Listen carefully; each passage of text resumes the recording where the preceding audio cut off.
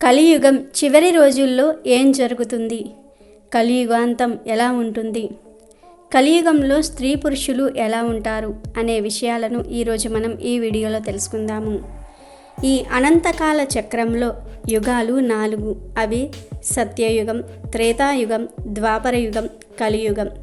వీటిల్లో ఇప్పటికీ 3 యుగాలు గడవగా ప్రస్తుతం కలియుగం నడుస్తుంది. కలియుగం పూర్తవ్వగానే మరలా కాలచక్రం తిరిగి ప్రారంభమవుతుంది. సత్యయుగాన్నే కృతయుగం అని కూడా పిలుస్తూ ఉంటారు. కృతం అంటే పరిపూర్ణం అని అర్థం. ఈ యుగంలో అన్నీ పుష్కలంగా జనులకు అందుతాయి. ఈ సత్యయుగం గురించి బ్రహ్మ మార్కండేయ పురాణంలో వివరించాడు. మరి సత్యయుగం ఎలా ఉండబోతోంది? కలియుగం ఎలా అంతమై సత్యయుగం ప్రారంభమవుతుంది? అప్పటి మనుషులు ఎలా ఉంటారు అనే ఇంట్రెస్టింగ్ ఫ్యాక్ట్స్ ఇప్పుడు మనం తెలుసుకుందాం. కలియుగాంతానికి వచ్చేటప్పటికి ధర్మం పూర్తిగా నశించిపోతుంది. అన్యాయాలు, అక్రమాలు పెరిగిపోతాయి. భావి వరుసలు లేకుండా స్త్రీ పురుషులు దారి తప్పుతారు. భార్యను భర్త చూడడు. భర్తను భార్య పట్టించుకోకుండా తన సుఖం తాను చూసుకుంటూ ఉంటుంది. ప్రజలు విచిత్ర వ్యాధుల బారిన పడి పిట్టలు రాలినట్లుగా రాలిపోతారు. కలి ప్రభావం వలన దైవభక్తి పూర్తిగా నశించి నన్ను ఎవ్వరూ ఏమీ చేయలేరు అనే విచ్చలవిడితనం పెరిగిపోతుంది. ఆకస్మిక ఉత్పాతాలు సంభవించి దేశాలకు దేశాలే కడలిలో కలిసిపోతాయి. సూర్య చంద్రులు దారి తప్పుతారు. నక్షత్రాలు కళ విహీనమైపోతాయి. అప్పటికి మానవుని ఆయుష్ 100 సంవత్సరాల నుండి 16 సంవత్సరాలకు చేరుకుంటుంది. ఆ సమయంలో శంబల అనే నగరంలో విష్ణు సయ్యనుడు అనే ఒక బ్రాహ్మణుడికి కల్కి అనే అవతారంలో శ్రీ మహావిష్ణువు 10వ అవతారంగా జన్మించి కలిని అంతం చేయటంతో పెద్ద ప్రళయం సంభవించి కలియుగం అంతమైపోతుంది. కలియుగం అంతం కావటంతో కాలచక్రంలో మొదటి యుగమైన సత్యయుగం మరలా ప్రారంభమవుతుంది. ఈ యుగం యొక్క కాల పరిమాణం 17,28,000 సంవత్సరాలు. సత్యయుగంలో కేవలం పుణ్యాత్ములు మాత్రమే ఉంటారు. ధర్మం 4 పాదాల మీద నడుస్తూ ఉంటుంది. తిండి, గూడు, బట్ట, నిద్ర ఇలా వేటికి లోటు ఉండదు. అందరికీ అన్నీ పుష్కలంగా దొరుకుతాయి. ఈ యుగంలో అన్నీ పరిపూర్ణంగా లభించటంతో ప్రజలు ప్రశాంతంగా ఉంటూ మిగిలిన సమయాన్ని మొత్తం కూడా భగవన్నామ స్మరణలో గడుపుతూ ఉంటారు. యజ్ఞ యాగాదులు నిర్వహిస్తారు. దేవతలు కూడా దేవతాలోకం నుండి భూమి మీదకి వచ్చి ప్రజల మధ్యలోనే తిరుగుతూ వారి కష్ట సుఖాలను తెలుసుకుంటూ ఉంటారు. సత్యయుగంలో ఎలాంటి కాలుష్యం లేని స్వచ్ఛమైన వాతావరణం ఉండటంతో వ్యాధులనేవి దరిచేరవు. ఈ యుగంలో సగటు మనిషి ఆయుర్దాయం 1,00,000 సంవత్సరాలుగా ఉంటుంది. ఎత్తు 11 అడుగుల వరకు పెరుగుతారు. సత్యయుగంలో ఎండాకాలము, చలికాలాలనేవి ఉండవు. కేవలం వానలు మాత్రమే కురుస్తాయి. వర్షాలు కూడా ఎంతవరకు అవసరమో అంతే కురుస్తూ ఉంటాయి. ఎక్కడ చూసినా ఆనందం తాండవిస్తుంది. జ్ఞానం, ధ్యానం, తపస్సు ఈ మూడిటిపైనే వీరు దృష్టి నిలుపుతూ ఉంటారు. అహింస, దొంగతనాలు, అకృత్యాలు అసలే ఉండవు. ఆయుధాలతో పనే ఉండదు. సత్యయుగంలో అసలు ధనం పైన వ్యామోహమే ఉండదు. ప్రజలందరూ అలుపు సొలుపు లేకుండా ఆడుతూ పాడుతూ పనిచేస్తూ ఎవరికి ఎంత అవసరమో అంత పండించుకుంటూ వారి అవసరార్థం ఇచ్చి పుచ్చుకుంటూ ఉంటారు. వీరి ధ్యాస మొత్తం భగవంతుడిపైనే ఉంటుంది. అకాల మరణాలు అనేవే ఉండవు. వారి ఆయుర్దాయం ముగియగానే వారే స్వయంగా పుణ్యలోకాలకు ప్రయాణమవుతారు. ఎలాంటి ఆకస్మిక ఉత్పాదాలు, ప్రకృతి వైపరీత్యాలు సంభవించవు. అడవిలో ఉండే జంతువులు మనుషుల మధ్య తిరుగుతూ వారిలో కలిసిపోతాయి. సత్యయుగంలో మానవులు తమ తపోశక్తితో భగవంతునితో నేరుగా సంభాషిస్తారు. ఈ సత్యయుగం ఎంతో అద్భుతంగా ఉంటుంది. ఈ సత్యయుగంలో జన్మించాలంటే ఇప్పటి నుండి ఎదుటి వారికి సాయం చేస్తూ, అవసరమైన వారికి దాన ధర్మాలు చేస్తూ మంచి మనస్సుతో భగవంతుని నామస్మరణ చేయాల్సి ఉంటుంది. అప్పుడు సత్యయుగంలో మళ్ళీ జన్మిస్తారు. అయితే సత్యయుగంలోనికి మనం అడుగు పెట్టాలంటే కలియుగాన్ని దాటాలి. ఈ కలియుగం ఎలా ఉంటుంది అనే విషయాలను కూడా చూద్దాం. మన సనాతన ధర్మంలో అన్ని విషయాలను ముందే చెప్పారు. అష్టాదశ పురాణాలలో ఒకటైన శ్రీమద్భాగవతం చెప్పిన 15 అంశాలు ఇప్పుడు నిజమవుతూ ఉన్నాయి.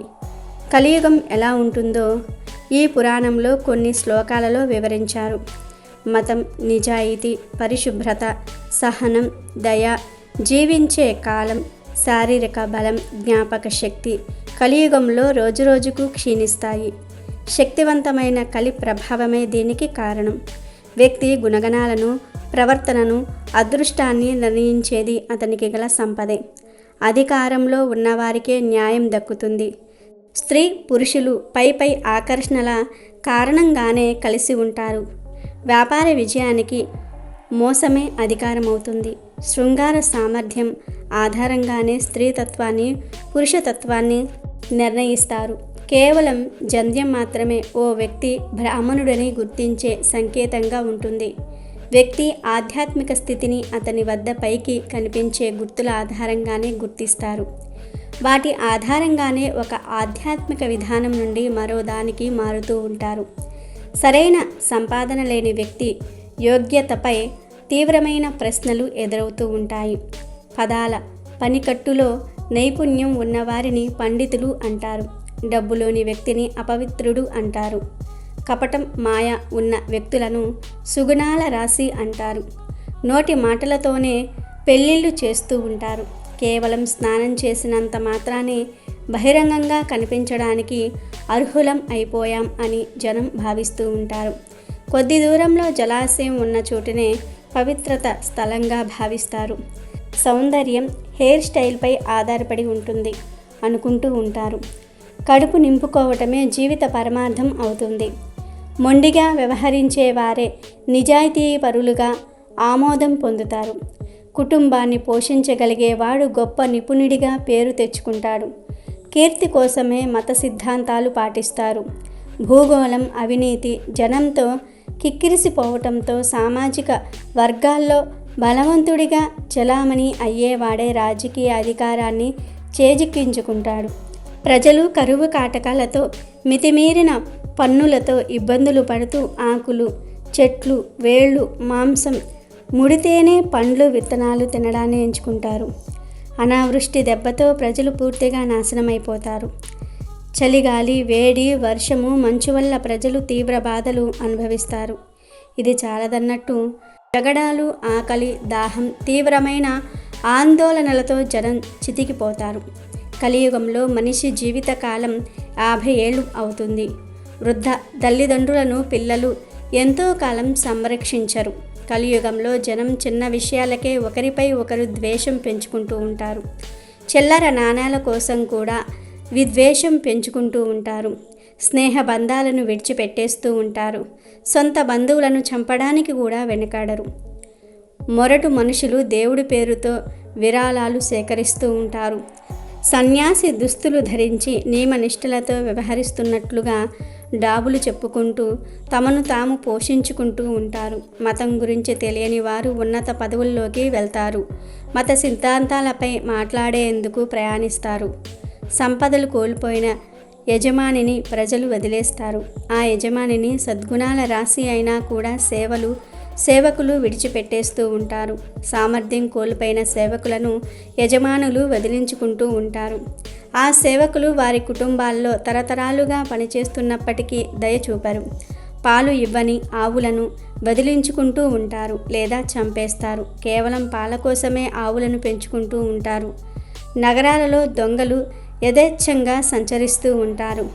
నాస్తికులు ఊహాత్మక అర్థాలను చెప్తూ వేదాలను కలుషితం చేస్తారు. రాజకీయవేత్తలు ప్రజలను పీడిస్తూ ఉంటారు. కలియుగం ఎలా ఉంటుందో వింటూ ఉంటేనే భయం పుడుతుంది. అంతేకాదు కొన్ని జరుగుతూ ఉన్నాయి కూడా. విషయాలన్నీ మనం కలియుగానికి దగ్గరగా ఉన్నామని తెలియజేస్తూ ఉన్నాయి. అంతేకాదు కలియుగం గురించి బ్రహ్మంగారు కూడా కొన్ని విషయాలను చెప్పారు. ఆ విషయాలను కూడా ఇప్పుడు మనం ఈ వీడియోలో తెలుసుకుందాము. కలియుగంలో 5000 సంవత్సరములు గడిచేసరికి దుష్ట శిక్షణ, శిష్ట రక్షణకై నేను వస్తాను. ఈలోపుగా సంభవించే కొన్ని పరిణామములను తెలియవరుస్తున్నాను విను అని బ్రహ్మంగారు తన శిష్యుడికి కలియుగంలో జరిగే కొన్ని సంఘటనల గురించి చెప్పారు. జల ప్రవాహాలు ముంచెత్తటం వల్ల ఒకేసారి 14 నగరాలు తీవ్రంగా దెబ్బతింటాయి. నేను రావడానికి ఇదే ఒక ప్రబల నిదర్శనం అని బ్రహ్మంగారు చెప్పారు. దేశంలో పెద్ద పొగమేఘం కమ్ముకుంటుంది. ప్రజలు దానిలో చిక్కుకుపోయి మాడిపోతారు. 5972వ సంవత్సరం ధాతనామ సంవత్సరం మాఘశుద్ధ బుధవారం రోజున పట్టపగలే 18 పట్టణాలు దోపిడీకి గురి అవుతాయి. కోటి దూపాటిలోనూ కొంచెర్ల కోటలోనూ కోడి మాట్లాడుతుంది. మధుర మీనాక్షమ్మ మనుషులతో మాట్లాడుతుంది. పట్టపగలు ఆకాశంలో నుంచి పిడుగుల వాన పడి నిప్పుల వాన కురుస్తుంది. అందులో కొందరు మరణిస్తారు. నేను రాబోయే ముందు ఒక చిత్రం జరుగుతుంది. దానిని గుర్తించిన వారిని నేను కాపాడుతాను అని బ్రహ్మంగారు ఇలా చెప్పారు. 4 నిలువుల ఎత్తుగల ఆజానుబాహులు వచ్చి మేమే వీరభోగ వసంతరాయలమని చెప్తారు. నిజమైన భక్తులు ఈ మాటలను నమ్మరు. మూఢులు మాత్రం నమ్ముతారు. మరొక విచిత్రం పుడుతుంది. వీపున వింజామరలు, అరికాలున తామర పద్మం కలిగిన వారు వస్తారు. వారిని నేనే అని భ్రమపడవద్దు. నా రాకకు ఒక గుర్తు ఏమిటి అంటే కంది మల్లయ్య పల్లిలో నవరత్న మండపం కడతారు. ఆ పల్లె పెరిగి పట్టణంగా మారుతుంది. మీనరాశికి సూర్యుడు వచ్చే సమయంలో నేను వీరభోగ వసంతరాయులుగా ఉద్భవిస్తాను. 4 మూరల ఖడ్గము పట్టి శ్రీశైల పర్వతం మీదికి వచ్చి అక్కడి ధనమంతా పుణ్యాత్ములైన వారికి పంచి ఇస్తాను. నేను తిరిగి భూమి మీదకు ఎలా వస్తానో వివరిస్తాను వినండి.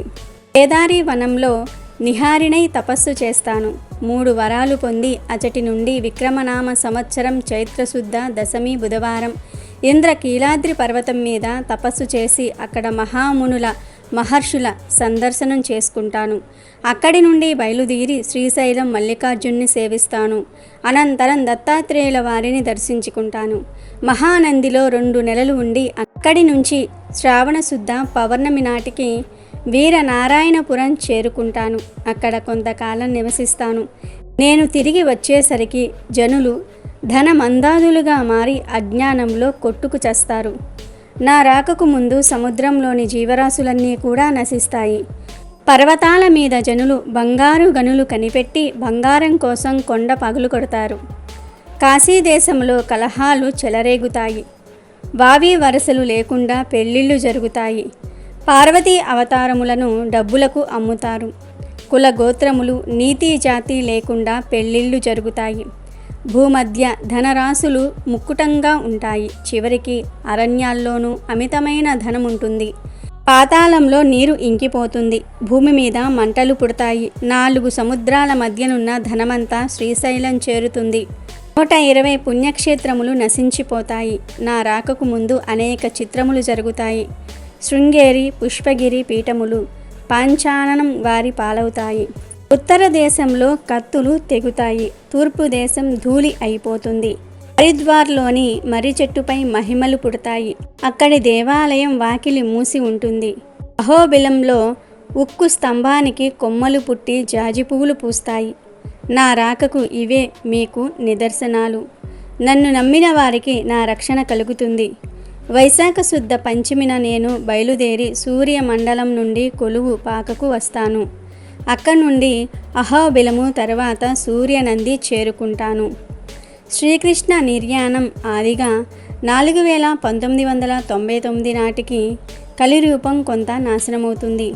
కల్కి అవతారం కలియుగాంతాన వస్తుంది. పూర్వులు గ్రంథములలో కలియుగము కల్కి అవతారం గురించి వివరించారు. వ్యాస భగవానుడు శాంతి పర్వం చివరన ఈ అవతారం గూర్చి చెప్పారు. కలియుగము 4808 సంవత్సరములు గడిచిన తర్వాత కొట్లాటలు ఎక్కువవుతాయి. నిద్రాహార కాల పరిమితులు, పాంచిక మానవులు ధర్మహీనులవుతారు. శాంత స్వరూపం కలవారు కూడా కోపాన్ని ఆపుకోలేకపోతారు. పిల్లలు పెద్దలను ఆశ్రయించుటకు బదులు పెద్దలే పిల్లలను ఆశ్రయిస్తారు. దుష్ట మానవుల బలం పెరిగిపోతుంది. రాజ్యాలేలిన వారు భిక్షాటనకు దిగుతారు. భిక్షమెత్తిన వారు ఐశ్వర్యమును పొందుతారు అని బ్రహ్మంగారు కాలజ్ఞానంలో కలియుగం గురించి చెప్పారు. Thank you for watching our video. Please do subscribe and like the video.